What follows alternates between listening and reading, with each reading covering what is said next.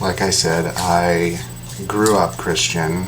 I considered myself Christian until I was about 14. I believed in creationism. I actually remember being a young child, I want to say 11 or 12, and telling one of my friends in the neighborhood that I thought that dinosaurs existed when people did, and the knights had killed them all off, and that's why we had stories of dragons, which actually, when you watch some creationist videos, sounds really familiar, right? Well, I came up with that on my own. Like, I didn't even hear about that from any creationist of note. I came up with that when I was 12, so I think they should be a little bit ashamed of themselves. And I remember that my friend's mom didn't want him to hang out with me anymore because she thought that was weird. And they were Catholic. She thought that was weird. She thought my family must be weird if I believed something like that. Mind you, my mom didn't tell me that that's what she believed. She even thought it was kind of silly. And my mom was the one that was really religious in our house. But I digress. So when I became 14, around about there, I had always known deep down that I was gay. I'd never really said it to myself. And I knew that that was just wrong. That was sinful. So I started really looking into the Bible and the history of the Bible, and I was really trying to find a way to cure the gayness. Really, the more that I read, the farther my circle got outside of that religion. There'd be a little clip here that would lead me here, that would lead me here, and all of these different books. And I started learning all of these little, things about the Christian religion that started not adding up, and it was like taking pieces out from under me and what I believed a little bit at a time, which kept me searching for the next thing, which, eventually later in my teen years, ended me up in all kinds of experimental stages, neo-paganism, a little bit of that Wiccan crap, eventually landed me later on.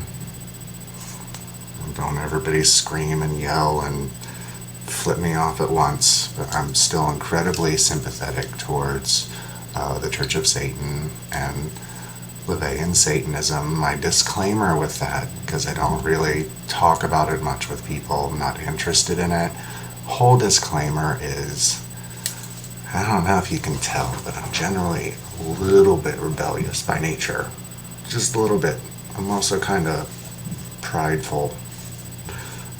So really, I don't believe in Lucifer or Satan as literal beings. It's just that out of any figure I ran across, Satan and Lucifer and all of the deities, gods, and demons that he's based on, that were his ancestors, mythologically, really just, they're like the ultimate patron saint for a rebellious, prideful, vain teenager.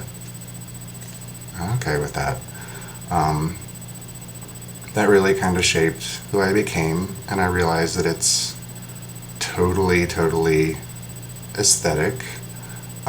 It shaped the kinds of things I like, the imagery and the symbolism. I wasn't ever really that interested in any of the hocusy pocusy-ish stuff about it. I just thought that there really is kind of a very tongue-in-cheek value to what Anton LaVey had to say, and it's amusing and empowering at the same time, and I think that's all I really have to say about that. If you want to know more about that stuff, you can go elsewhere and find out about those things. It just developed into this person that strived to set himself apart visually and mentally from the things and people that he came from and the person that he used to be.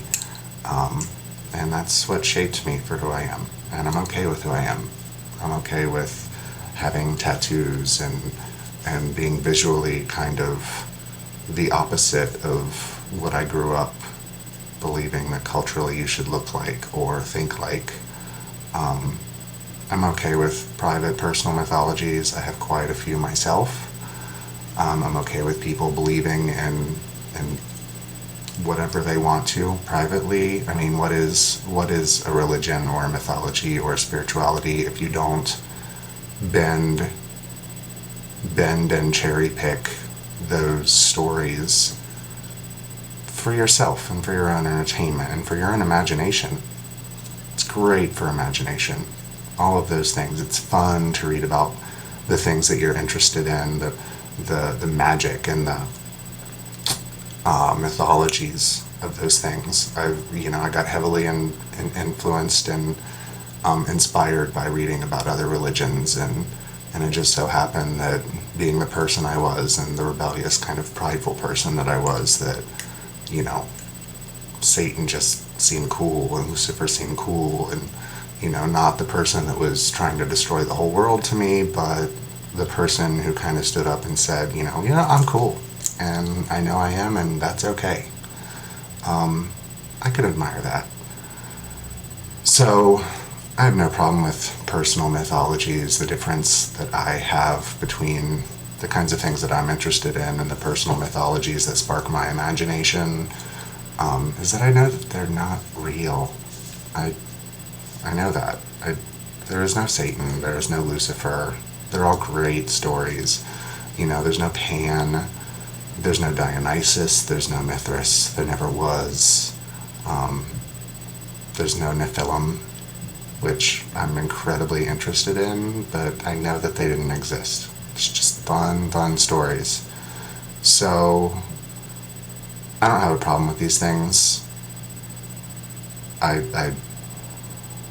believe what you want, wherever you want. Now, if you really believe it, like you believe it like it happened and this thing exists, and then you're gonna talk to me about it, I'm gonna tell you that I think you're being silly. Like I just think it's silly.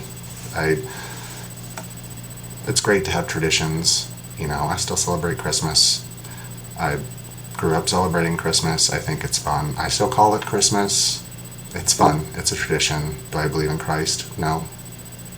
I also realize that, Christmas had a lot of pagan origins. There's a little bit about, my own personal mythologies and how I think that it's okay to have them. And if someone has personal mythologies about, Christ and what a great person that they are, I'm fine with that. The problem I have is when people try to force it on other people, and then they try to legislate their morality and their way of life in a society that really, especially in our nation, was founded on being secular. I do have a problem with that. And that's when I make my generalities, because otherwise, if I didn't make the kind of generalities about religion that I do in my videos, I would make hours-long videos trying to exclude all of the little subdivisions of people that are okay religious people. They're okay because they're like this, and they're okay because then Buddhists are okay because they're like this. I'm not going to do that. If you're Buddhist, great. I don't have any particularly ire for them. And I'm not interested in arguing with people that just want to be contrary for contrary's sake.